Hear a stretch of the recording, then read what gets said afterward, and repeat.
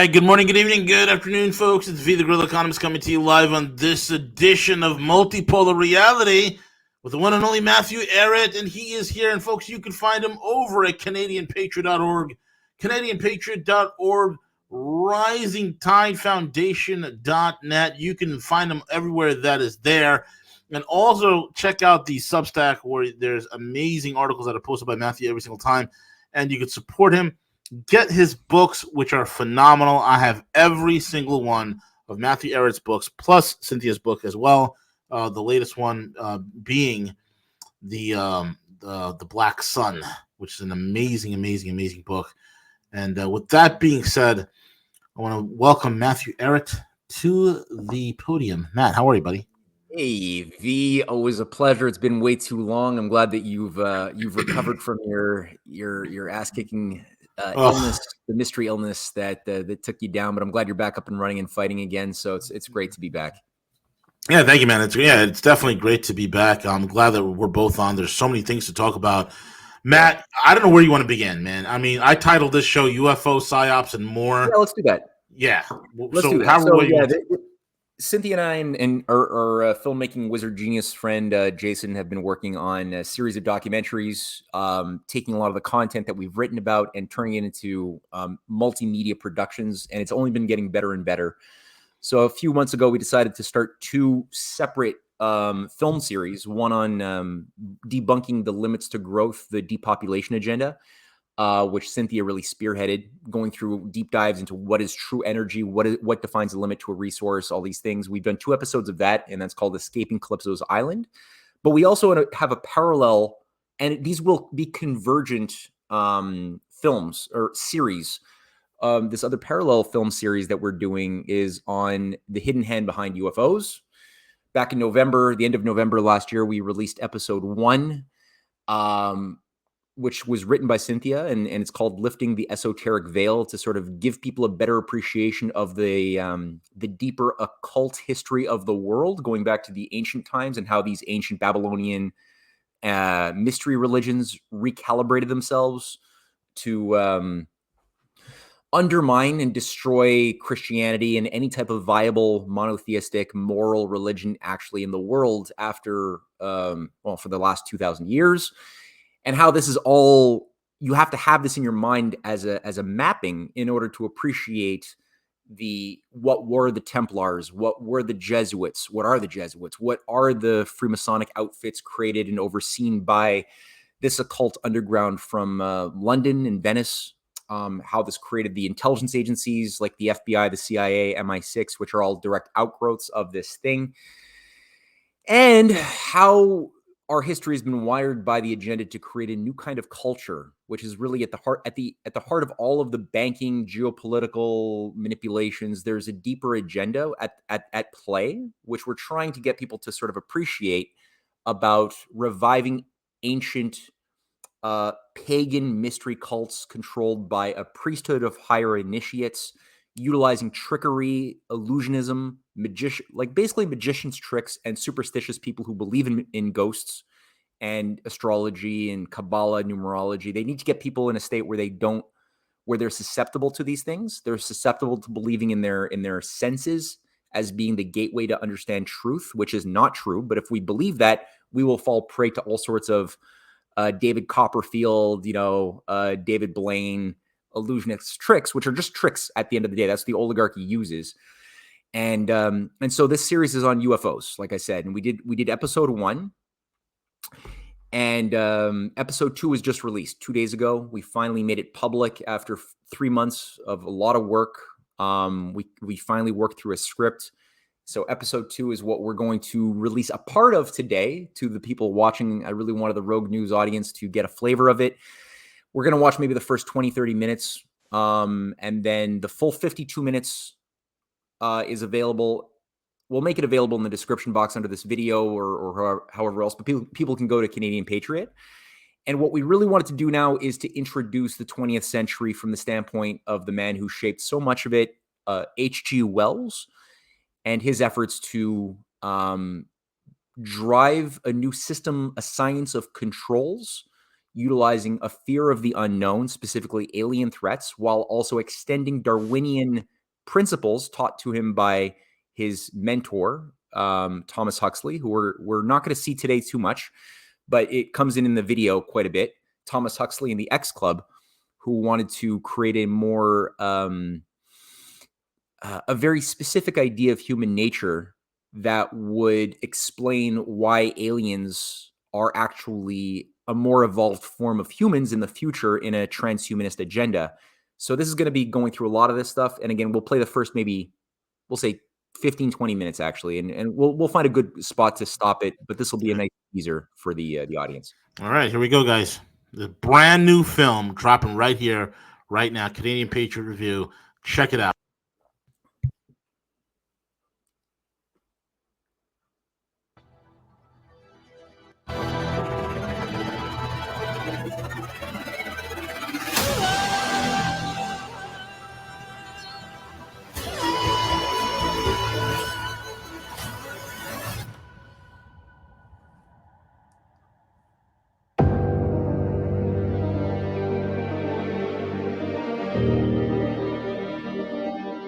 Are they out there? Or are we being used? Why now? There's footage and records of objects in the skies that we don't know exactly what they are. Disclosure. Informed in the course of my official duties of a multi-decade UAP crash retrieval and reverse engineering programs. Or PSYOP. Very high level that close the door, look me in the eye, and says, "Okay, I'm going to introduce you to somebody." What is the agenda? Protect the higher echelon against detection. They can serve as a means of effecting communication.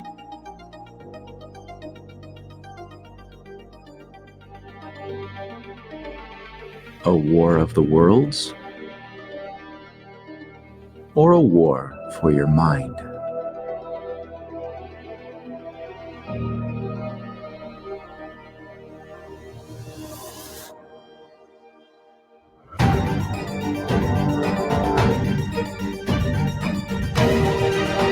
Join the search for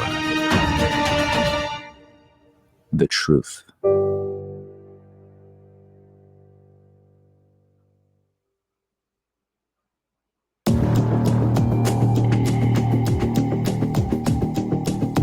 The ability to discern reality from fantasy is an absolute precondition for survival. But lately, this discernment has become much more difficult than it used to be for millions of people in America and beyond. And why not? Extraterrestrials have transformed from the stuff of science fiction into hard fact, supported by congressional testimonies of Pentagon whistleblowers, leading figures in American intelligence services, and elected officials. From what you know, are they all the same, or we got different kinds of them? George, there's at least 70 different species, and probably more. Offering new and robust data acquisition methods into UAPs. They keep telling us they don't exist, but they block every opportunity for us to get a hold of the information. Were they, I guess, human or non-human biologics? Non-human, and that was the assessment of people with direct knowledge on the program I talked to that are currently still on the program.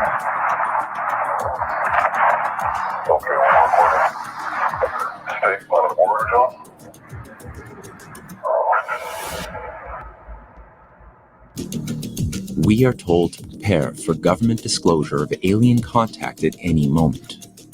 The transdimensional interstellar technology will benefit humanity. And even the CIA has released reports claiming to have captured 9 UFOs since 2003 alone.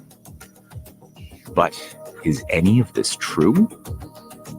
Or is our perception of reality being blurred by design, by political forces that wish to reset not only humanity's economic systems, but entire value systems, in order to bring about a new set of sacred beliefs about mankind's origins and purposes, guided by a new technocratic priesthood? To explore this important question in greater detail, we will go back in time, skipping over decades, across the assassinations of presidents the creation of a military-industrial complex, wars in Indochina, and even before a war with Nazi Germany, to a man named H.G. Wells and his call for world government.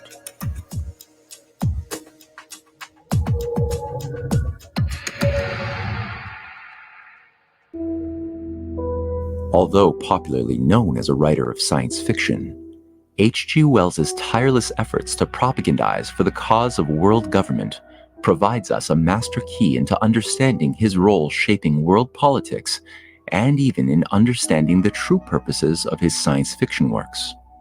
In fact, the term New World Order itself was coined by H.G. Wells in his 1940 book outlining a plan for coordinating a new regime of global control with the intention of replacing the outdated structures of nation-states with a system of collectivization managed by a high priest class of scientific engineers.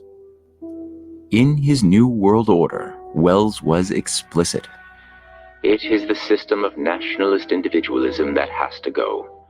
We are living in the end of the sovereign states. In the great struggle to evoke a westernized world socialism, contemporary governments may vanish. Countless people will hate the New World Order and will die protesting it. Wells was not merely a political theorist speaking in a vacuum, but as chair of the League of Free Nations Association in January 1919, Wells published the idea of a League of Nations, which promoted the League as the basis of his New World Order. Additionally, Wells's Declaration of the Rights of Man, published in 1940, did in fact become the basis for the later UN Declaration of the same name in 1948. Thus, we should ask the question, were Wells's fictional works separate from the political ambitions to which he was devoted? Not at all. In his fictional work, Shape of Things to Come, published in 1933, H.G. Wells writes of the future, predicting rather optimistically that there will be another world war in just a few years, followed by epidemics and famine. In this fictional future, war continues for 30 years into the 1960s, despite the people having forgotten why they started fighting. Humanity enters a new dark age.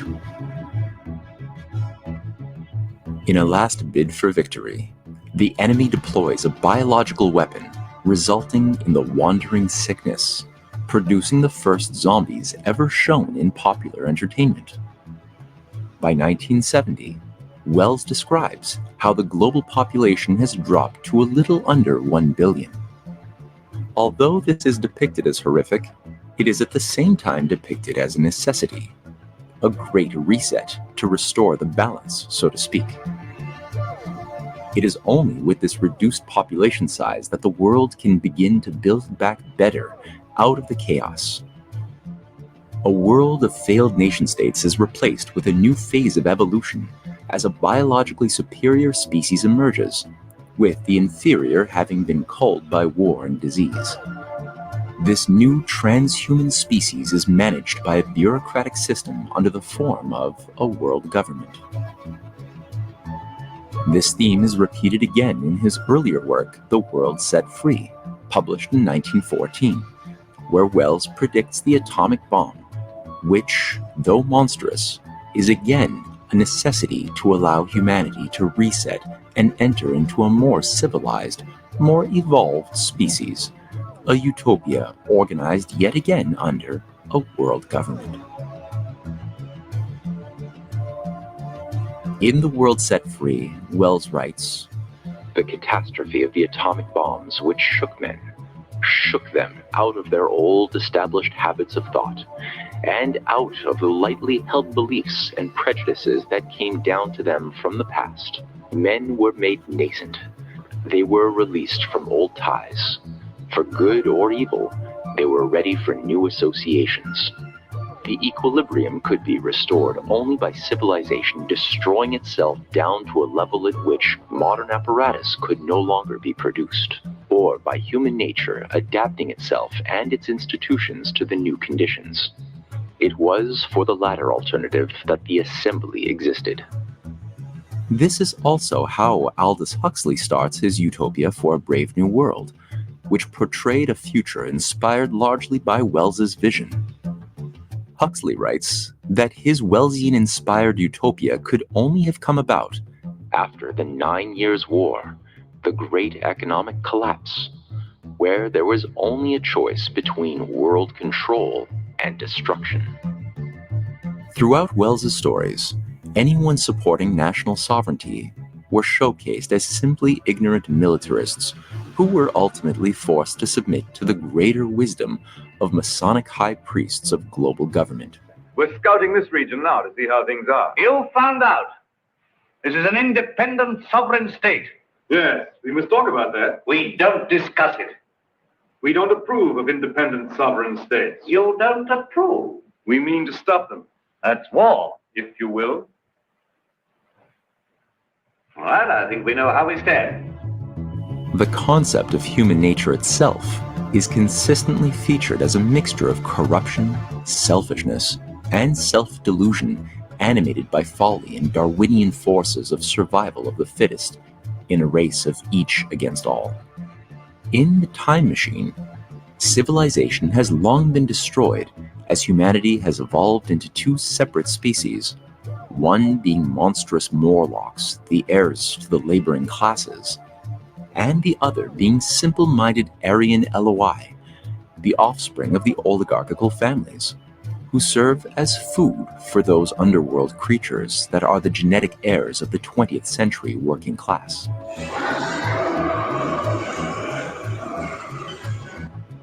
In the 1914 novel The World Set Free, new breakthroughs in atomic science usher in horrific doomsday weapons destroying most of humanity with visceral descriptions of millions slaughtered by nuclear fire and years of nuclear winter. This book was written 30 years before the actual creation of an atomic bomb, and as we will come to see, directly guided the minds of those who founded the Manhattan Project, which in turn manifested on Earth Wells's 1914 vision during World War II. The self-induced slaughter of humanity is, of course, solved with the eventual creation of a world government made up of genetically modified superior humans and a new world religion, guided by a visionary leader whom Wells named Marcus Karenin. Wells describes Karenin's view of the new religion. He saw religion without hallucinations, without superstitious reverence, as a common thing, as necessary as food and air. He saw that indeed it had already percolated away from the temples and hierarchies and symbols in which men had sought to imprison it, that it was already at work anonymously and obscurely in the universal acceptance of the greater state. He gave it clearer expression, rephrased it to the lights and perspectives of the new dawn.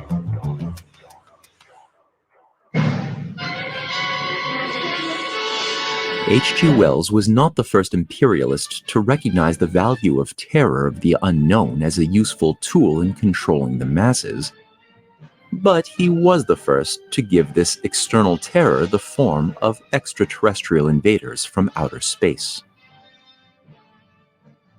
In The War of the Worlds, published in 1898, these invaders from Mars descended upon an unwitting humanity with the intention of mass extermination and enslavement of the survivors, utilizing death rays and poisonous gas. The aliens featured in Wells' stories were akin to gods, beyond the power of mankind to affect in any way, and omnipotent in their capacity for destruction and manipulation of the insignificant lives of the masses. Or, to be more specific, the aliens were portrayed as a way to cull the human population of its most weak, of its most unfit to survive. In the house of the Lord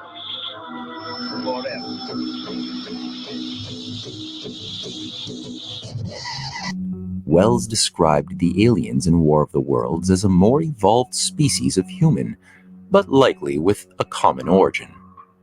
Thus, the aliens were largely to be viewed as our future, more evolved and efficient selves, removed of organic fluctuations of mood and emotion. Wells would consistently stress the evolution of large heads with very small bodies. Strange as it may seem to a human being, all the complex apparatus of digestion which makes up the bulk of our bodies did not exist in the Martians. They were heads, merely heads. Entrails, they had none. They did not eat, much less digest. Instead, they took the fresh, living blood of other creatures, including humans, and injected it into their own veins. To me, it is quite credible that the Martians may be descended from beings not unlike ourselves. We men are just in the beginning of the evolution that the Martians have worked out. They have become practically mere brains, wearing different bodies according to their needs, just as men wear suits of clothes. When the aliens failed to take over the Earth in the War of the Worlds, it is not due to human innovation or bravery, but the mere chance of an Earth-based germ from which the invaders from Mars had no immunity, resulting in their death. Describing the wreckage of the dead aliens, Wells writes, Scattered about it, some in their overturned war machines, some in the now rigid handling machines, and a dozen of them stark and silent and laid in a row, were the Martians, dead, slain by the putrefactive and disease bacteria against which their systems were unprepared. Thus, ironically, it was the backwardness of the humans who had not yet found a way to eliminate all germs and disease as the aliens had that resulted in only a temporary defeat of the invaders.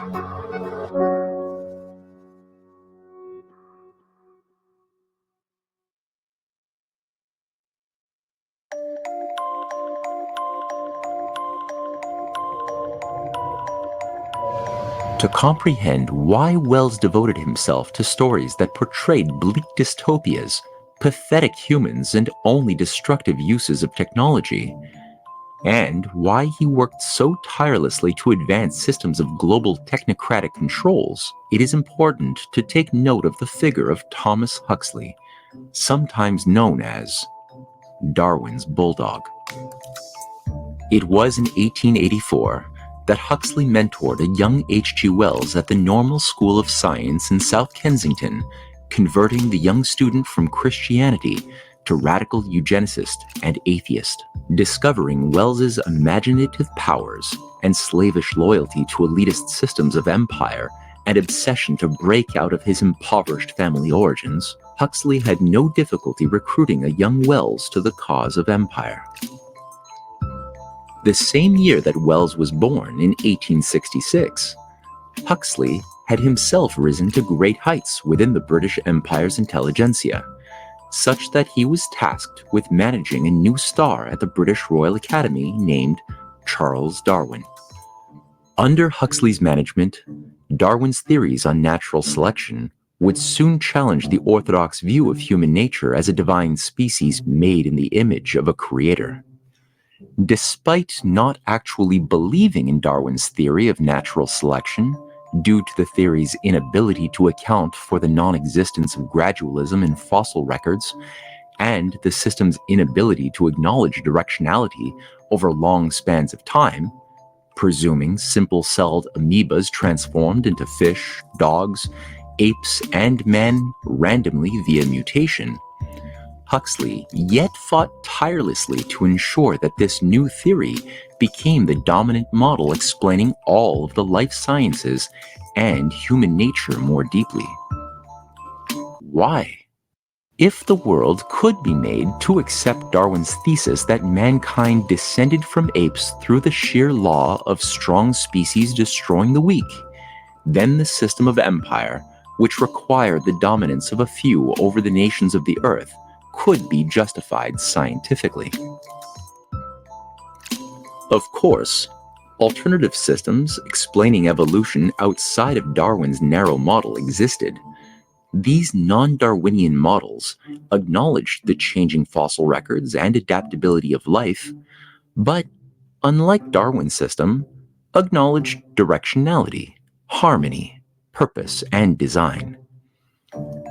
Although excluded from the public debates organized by Huxley and his X Club, these models were advanced by such great naturalists as Karl Ernst von Baer, Jean-Baptiste Lamarck, Georges-Henri Cuvier, and James Dwight Dana, to name a few. However, many of the same scientific priests around Huxley were ironically also supportive of a new movement based in spiritualism and the occult.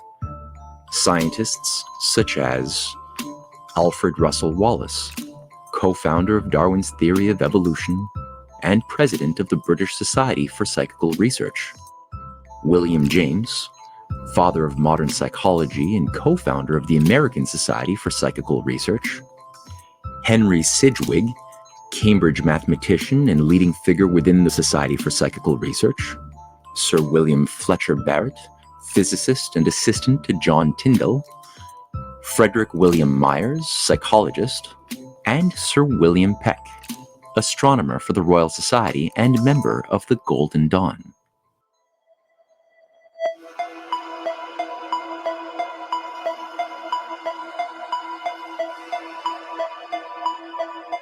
In order to promote Darwinism and take control of all major branches of science during the latter half of the 19th century, stretching from biology, chemistry, physics, and even sociology, Huxley created one of the most influential think tanks which you have likely never heard of before, called the X Club. Huxley's X Club, created in 1865, was run out of the British Royal Society and featured leading British scientists loyal to the system of oligarchism. Members of the club included such figures as George Busk, Edward Franklin, Thomas Archer Hearst, Joseph Dalton Hooker, Thomas Huxley, Francis Galton, John Lubbock, Herbert Spencer, William Spottiswoode, and John Tyndall. By 1869, a propaganda device was created to advance the new science of the X Club dubbed Nature magazine, and it was in Nature magazine that H.G. Wells published his first works as scientific writings before expanding his skill to the new domain of science fiction. Wells soon found himself working closely with another new think tank dubbed the Fabian Society, which aspired to use Darwinian principles infused with socialism in order to create a reformed British Empire under a peculiar doctrine of imperial socialism. Despite being managed by members who called themselves Christian, or at least spiritual, the Fabian Society's disdain for Christianity can be gleaned from the logo commissioned by George Bernard Shaw in the form of a wolf in sheep's clothing. This symbolism was a direct reference to the Apostle Matthew's warning in the New Testament, which read, "Beware of false prophets, which come to you in sheep's clothing, but inwardly they are ravening wolves." The larger stained glass window on which the Fabian wolf appears additionally features a large image of Sidney Webb and Shaw hammering the world, featuring the line, "Remold it nearer to the heart's desire." Below this imagery are the other 12 leading Fabians praying to socialist texts as new gospels. Fabian grand strategist H.G. Wells was featured among the 12 atheist apostles, alongside leader of the Theosophists and Fabian Annie Besant, who had also devoted her life to a new world religion founded on a world empire, mysticism, and Gnosticism. This window still stands prominently today in the Fabian Society's London School of Economics. All right, let's pause it here. All right. Powerful stuff, man. Thank you. Yeah, that's the good halfway mark right there. And it's about to shift gears now and get really crazy. So the scaffolding has been set up. But yeah, it really helps to look at the role of the Fabians and the occultists as always having been playing two sides of the same coin, and the role of this person H.G. Wells. I've always known of H.G. Wells as a bad guy for many years, and I've known him. Obviously, everybody knows his name as a science fiction writer. The Invisible Man, The Time Machine, The War of the Worlds, very famous books made into many movies. But I didn't really realize until I began this project to what degree his mind and perverse creative insight and devotion to empire has shaped the entire battle plan for the oligarchy. All of their techniques of mind control, mass manipulation, geopolitical wars, everything, the whole alien psyop throughout the Cold War that was played on us was all his mind. It was really H.G. Wells' mind present at every moment, long after his body died, unfortunately. You know, the crazy thing is like, look how he framed what would become the alien gray that's so popular right now, right? Yeah. Look at that. That was a complete creation of his own ideas, and that's been hoisted. And this is the whole entire thing. When you look at the West, when you look at the Western civilization or the Western countries as they are right now, they're all falling apart. They're all on the verge of collapse societally, right? And these idiots are looking to, somewhere else to distract the population. Hey, man, are you going to take this UFO thing seriously? I'm like, listen, I'll take it seriously when countries like Russia and China start taking it seriously. Because the real world, which I like to call the land of the adults, Matthew, the land of the adults, they can care less about this stuff. It's over here, they're bloviating and hyperventilating and panicking and LARPing, and it's unbelievable, man. David Grush, okay, and Elizondo, and all of these very, very informed, intelligent people within military intelligence all have told us that the reason why Russia and China are successful technologically is just because they've also been using alien technology, okay? Oh. They just have the bad aliens that they're working with, whereas we're working with kind of the... Oh, the good aliens, that's right. We're working with the Greys and the Palladians, yeah. And the Russians and the Chinese are working with the reptilians from the Draco constellation, yeah. Exactly. Dude, I swear to God, the more I study Western morons, we are civilization that is led by midwits, not half-wits, not low-wits, but midwits, okay? They're smart enough, just smart enough to pass a college exam, okay? But that's about it. Dude, they are all given and prone to fantasy. They are all prone to circle jerking, meaning they like to sit around and literally like circle jerk each other with these fantastical ideas that is devoid of any real hard science, any real reality, or any real truth, Matthew. It's incredible, man. Yeah, absolutely. And I mean, the levels that they go to get us, because it's really this is an illusionist trick. Like we're being played by illusions, but people have to want to believe the lie in order for the illusions to seep in and work. That's the way it was working in the 18th and the 19th century, when you had the mediums, the channelers, that were becoming all the fad, and people were spending money to hear what their dead loved ones had to say. The kids, their sons who got killed in war, they really were desperate to hear them speak to their kids, and they had a lack of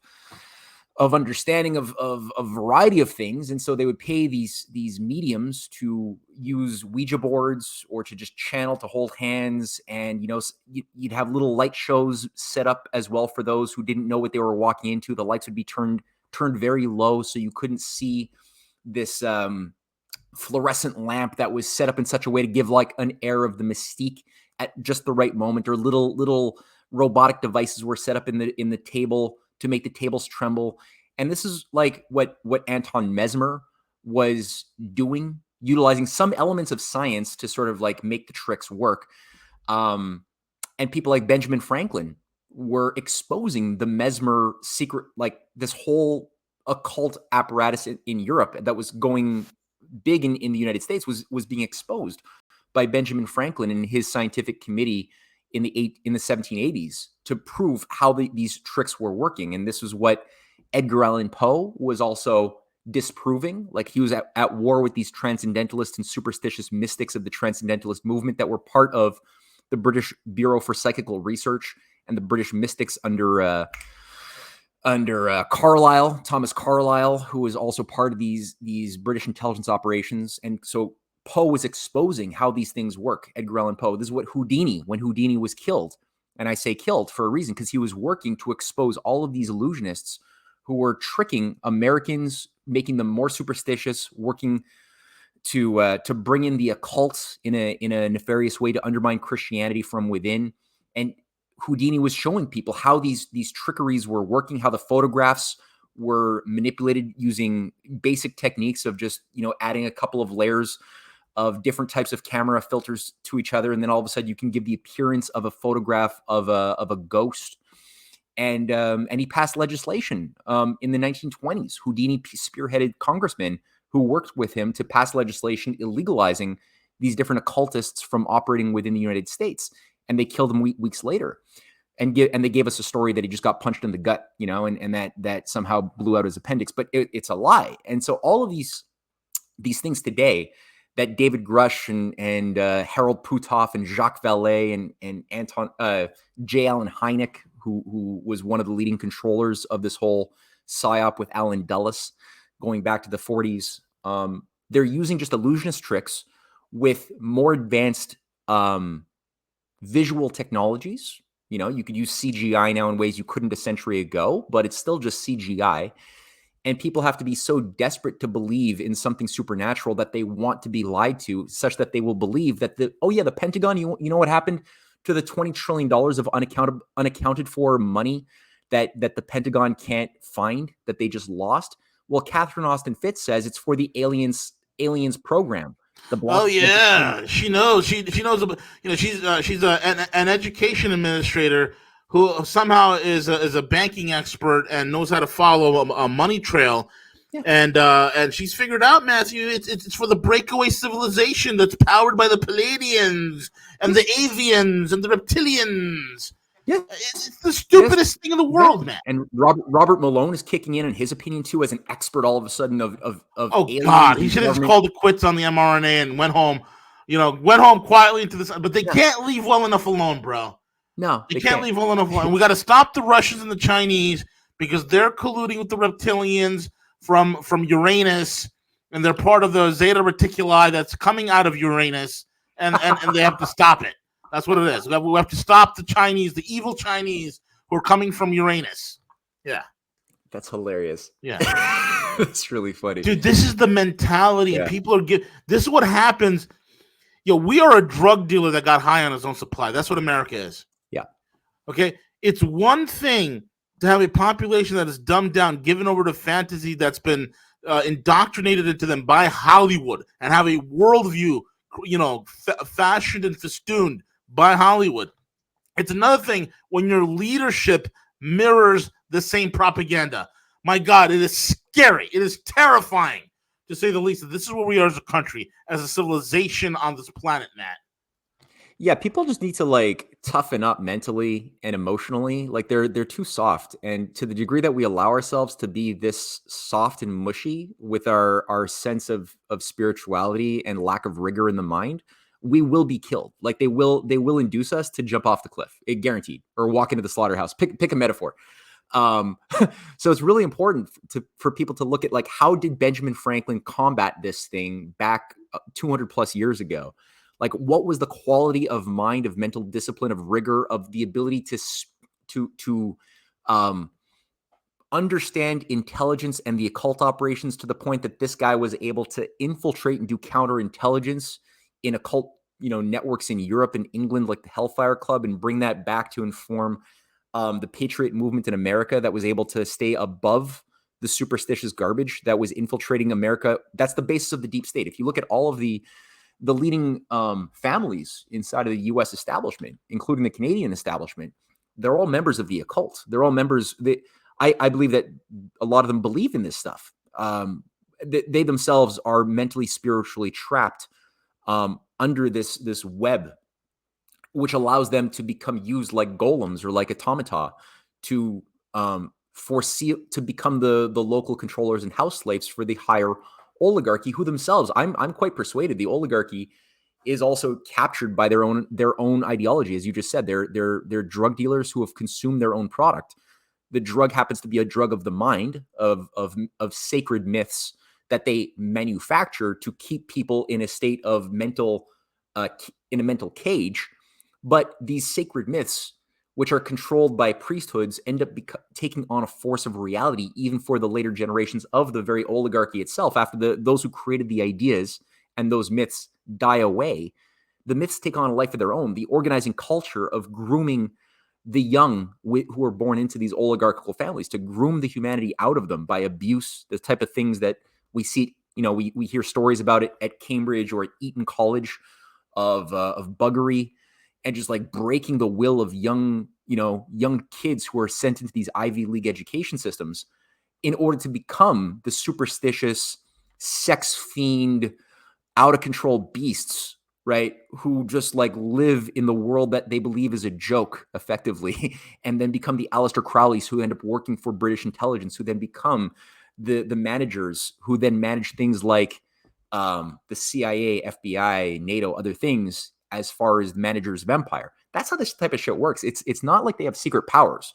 It's not like the oligarchy wants us to believe that they have magical powers bestowed upon them by either demons or by aliens or whatever hybrid you want to maybe the demons are the aliens, whatever. There's so many different narratives that give them a sense that they are like gods who have these omnipotent powers, which is why we have been enslaved or duped by the oligarchy for so long, instead of just simply realizing that, no, they're illusionists. We give them power by assuming that they are gods and that we are just lowly worm-like mortals who can't possibly, the best we could do maybe is try to like enjoy some pleasures before we die and like go along to get along.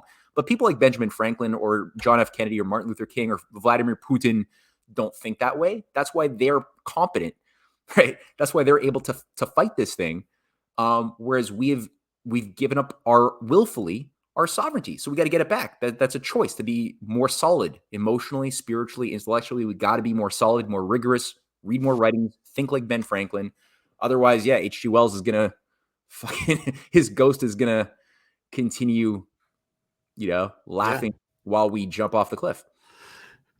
Exactly.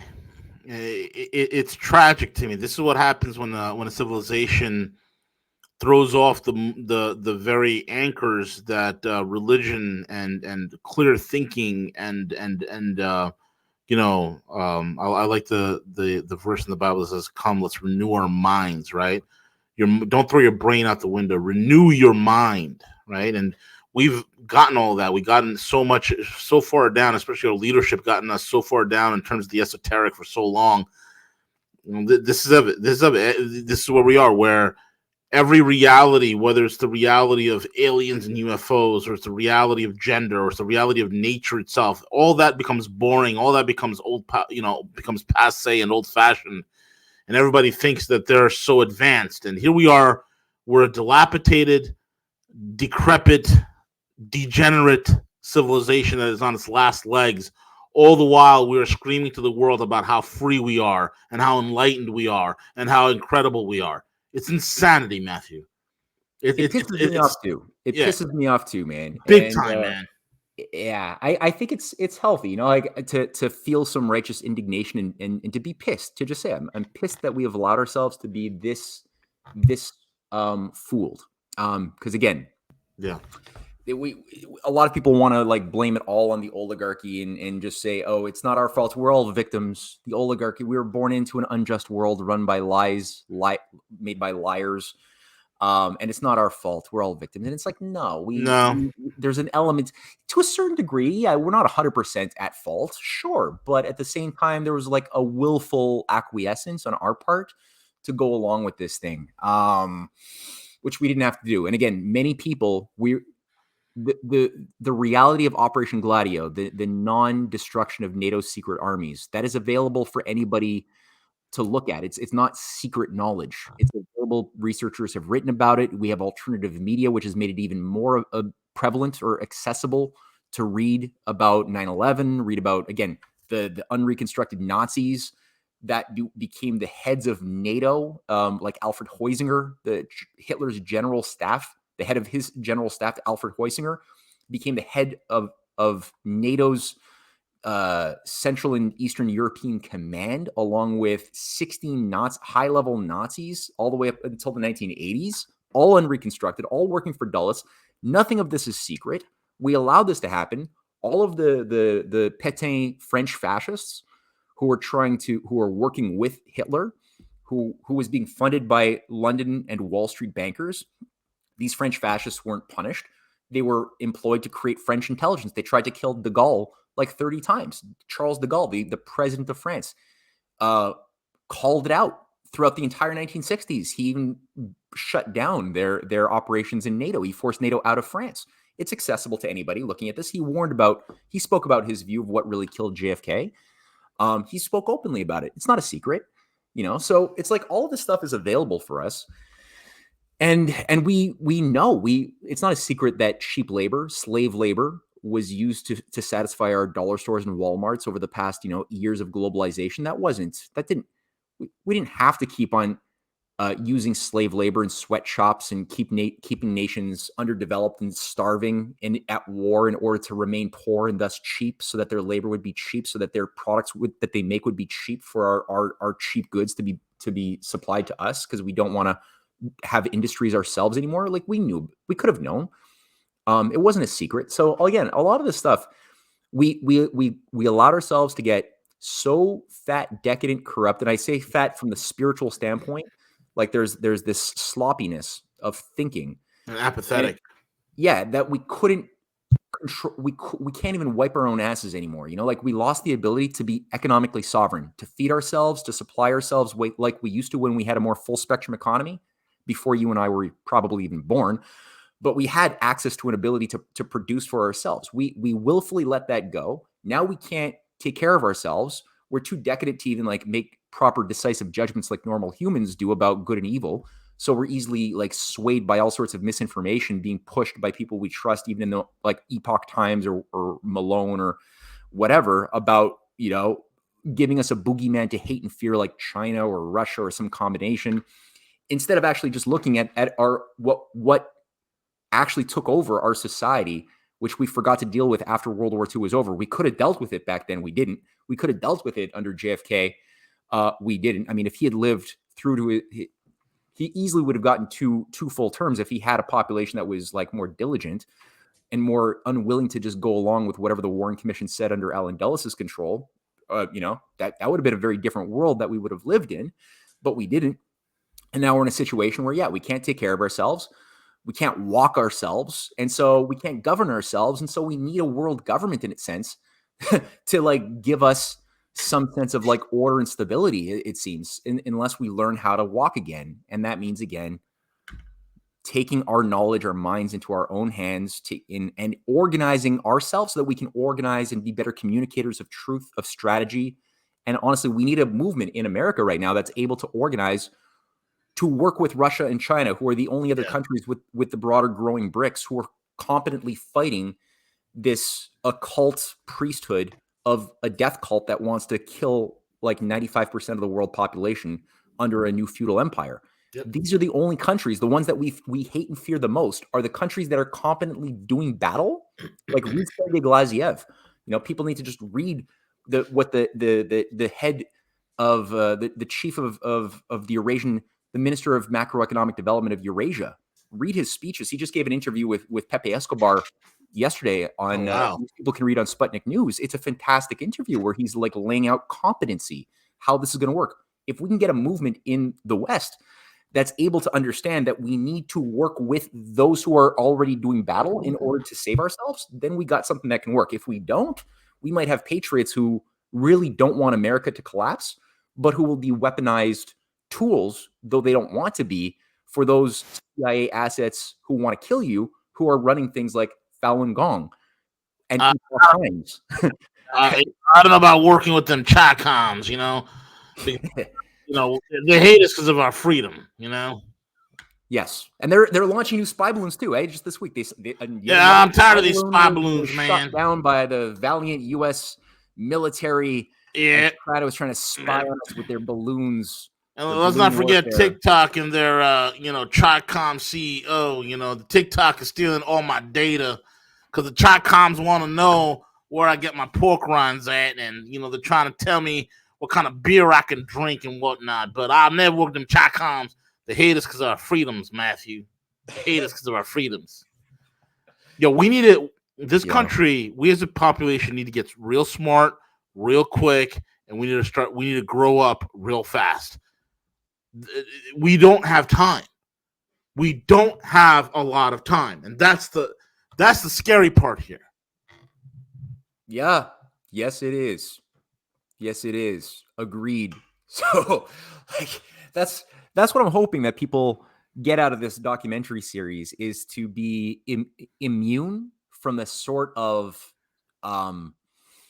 superstitious conditioning that we're going to be given a lot more of. It's going to only amplify the fact that the governments have been interfacing with aliens from other dimensions or from our own dimension or whatever. There's variations on the theme, but we're already seeing it again.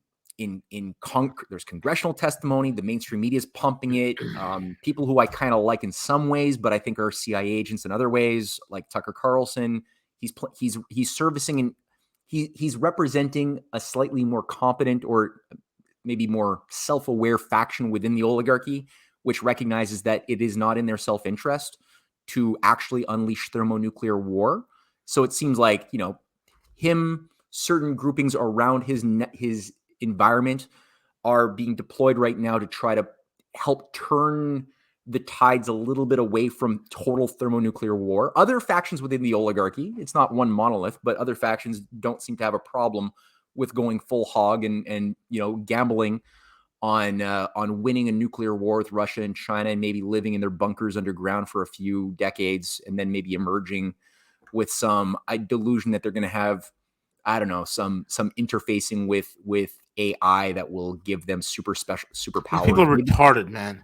People are so stupid.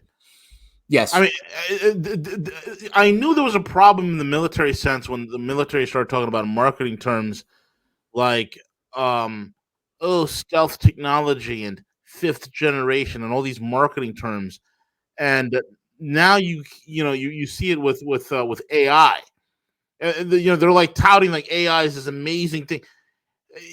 The level this is what happens when you have such an uneducated population. I mean, they literally think that AI is some sort of like advanced, something you find from science fiction where it's a live supercomputer that's self-aware. It's not. It's just a stupid computer algorithm that's programmed. And if anything has shown us, especially with what happened with Google and its Gemini, with the faulty image searches that it kept generating, it shows you that AI is prone to the limitations of its programmers. In other words, it's not self-aware. It's just a friggin' computer that goes off of algorithmic programs. Nothing more, nothing less. It's not Skynet. It's not Terminator. It's not HAL 1000 from Arthur C. Clarke's 2001 Space Odyssey. It's not any of those things. Yeah, and I was talking to Alex Craner on my show on TNT this week, and he made the good point that even the AI, like they found that even the programmers at Google who had a deal with the military-industrial complex along with IBM, they had a mass like 4,000 of their top engineers started rebelling, wrote open petitions because they have they're human beings ultimately, and they're human beings who have some like relationship to their conscience, and had a problem with the fact that the AI logarithms that they were generating were designed to inform killer drones that would be killing people, a lot of whom would be innocent civilians.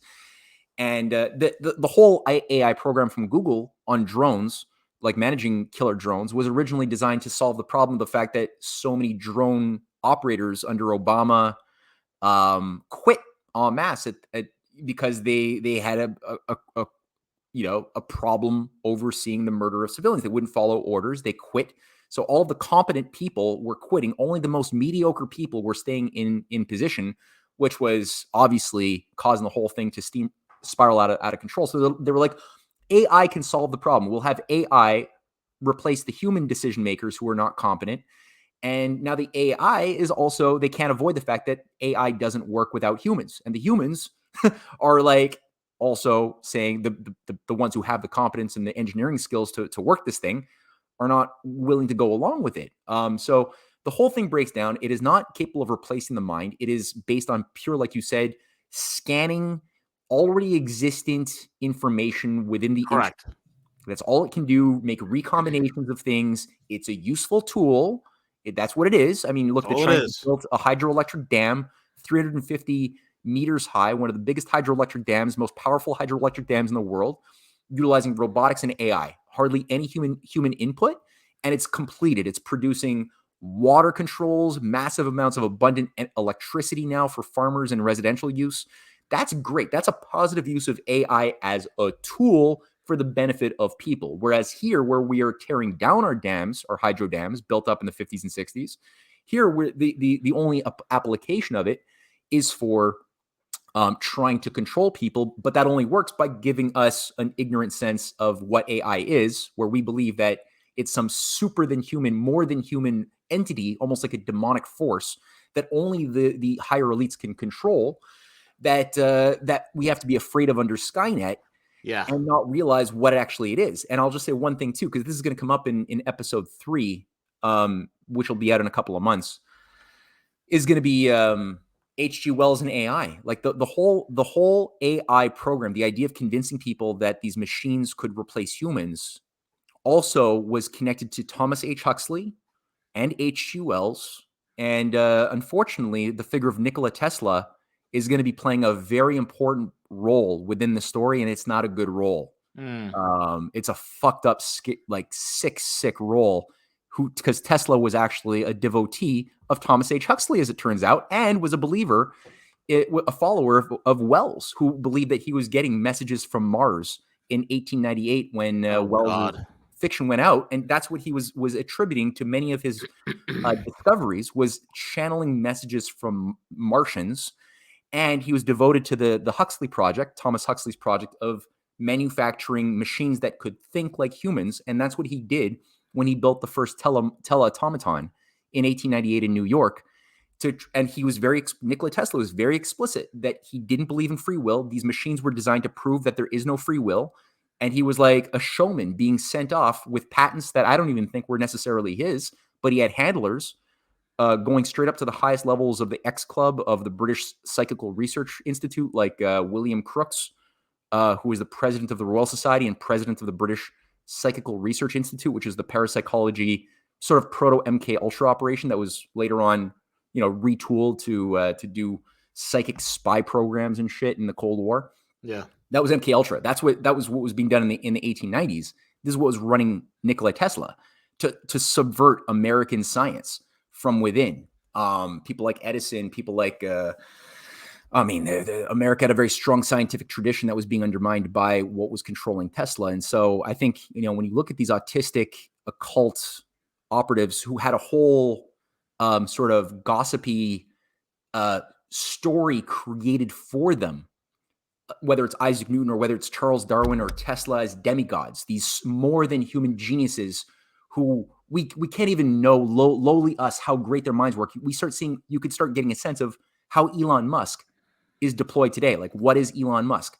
He is Nikola Tesla. That's what he is. He's an autistic creature who had a whole veneer of image of messaging has been put out. Yeah, he's talking about going to Mars all the time, and nobody till this day, nobody's been to the moon, let alone going to Mars. And the whole biggest problem is no one could get past the Van Allen radiation belt. That's the biggest hurdle, man.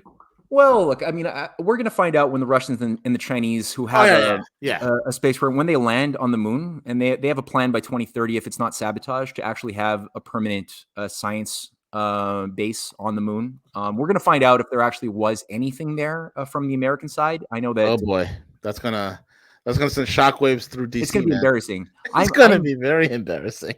Yeah, I mean, I'm very willing at this point to admit that at the very least, the first landing, I'm quite sure was staged in studio. Kubrick seems to have played a role. I do believe that's supportable. I'm not convinced that we've never been. I'm not there yet to say that, but I will. Like I said, my position is let's wait till Russia and China actually land, and then they're gonna be able to say whether or not there is any evidence of any American activity ever having been on the moon or not. That's my diplomatic position on the whole topic of the thing. But guaranteed, we were lied to massively. NASA is full of occultists. Of course. The Manhattan Project was run by. It had a lot of good people within it, just like NASA had a lot of good people within it. But it's run by a bunch of globalist Wellesian occultists who don't care about humanity and want to keep illusionists, like illusions passing off as a reality. So there's that. But yeah. Interesting times, man. And folks, again, go check out Matt's new documentary, The Hidden Hand Behind the UFOs. Go to CanadianPatriot.org. You can watch that also on the Canadian Patriot YouTube channel. It's there as well. Go check it out. Watch it. It is amazing, well-researched, incredibly hard-hitting. Folks, we need truth now more than ever. So I ask that you support Matt and the work that him and Cynthia are doing. It's very vital. And, and Matt, you want to say something? Yeah, that's actually good. But just to really emphasize what you're saying, we're doing these documentaries crowdfunding. So if people are able to kick in towards that on either the Rising Tide Foundation, that's where we've got a whole support us page where those funds that we're raising will go into the Escaping Calypso's Island multi-part series. Episode 1 and 2 are already out by Cynthia.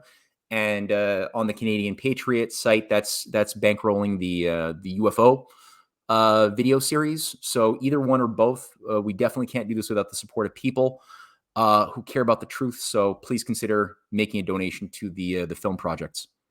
Absolutely. And with that being said, folks, we are over and out. Thank you all for listening in. We'll be back tomorrow. Cheers, everyone. Bye. Bye-bye.